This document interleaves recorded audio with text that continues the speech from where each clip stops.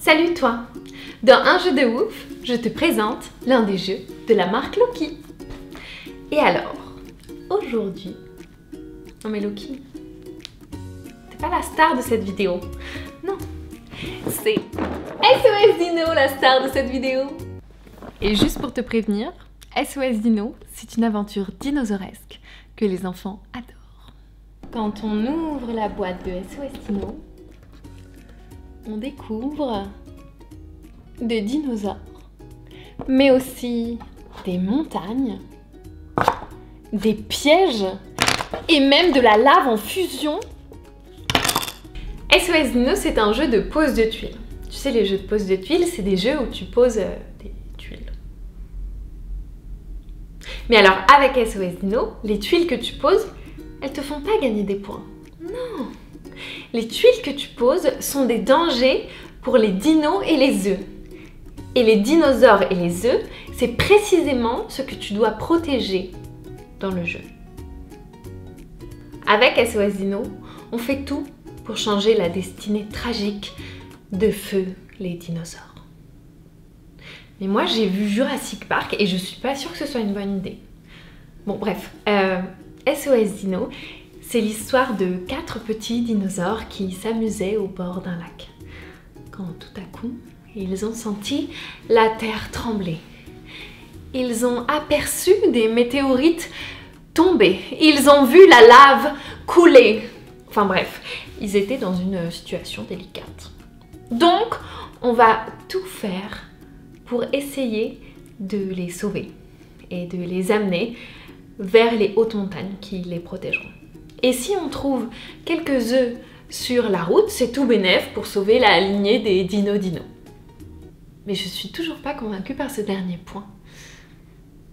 Comme je te disais, dans SOS Dino, on pose des tuiles. En fait, chacun notre tour, on va piocher une tuile, on va la poser sur le plateau. Alors on peut tomber sur une tuile lave qui va faire avancer l'une des coulées de lave dans des volcans. Ou alors on peut tomber sur une météorite qui écrase tout sur son passage. Ensuite, on va pouvoir déplacer un des dinosaures. Et en fait, dans SOS Dino, aucun des dinosaures n'est assigné à un des joueurs. Donc on peut déplacer le dinosaure de notre choix. Enfin, presque. Parce qu'en fait, il y a à chaque fois un dinosaure qu'on ne pourra pas déplacer.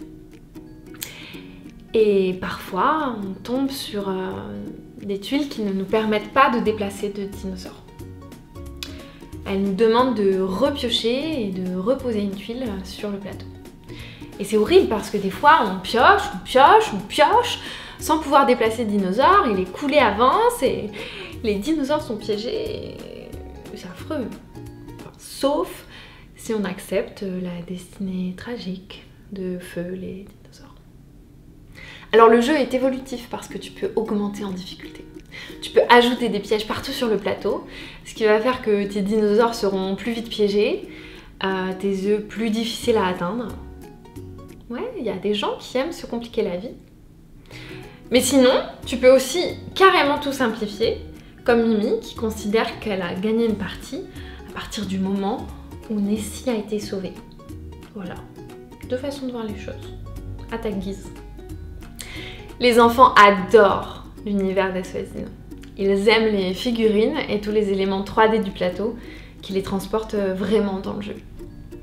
Ils aiment quand les volcans explosent et que la tension monte. Et que malgré le chaos sur le plateau, leurs dinos arrivent tout de même à se frayer un chemin vers les hautes montagnes. Enfin, sauf quand ça se passe mal. Mais dans ce cas-là, on refait juste une partie. Voilà, SOS Dino, c'est un jeu coopératif à partir de 6 ans. Oui, moi j'ai une vieille boîte, mais le jeu est passé 6+ cette année. Ça se joue entre 1 et 4 joueurs pendant environ 25 minutes. C'est un jeu de Ludovic Maublanc et de Théo Rivière, illustré par Mathieu Lessen. C'est déjà disponible en boutique spécialisée et dans certaines GSS pour environ 28 €. Sur ce, je te souhaite une journée de ouf et je te dis à bientôt.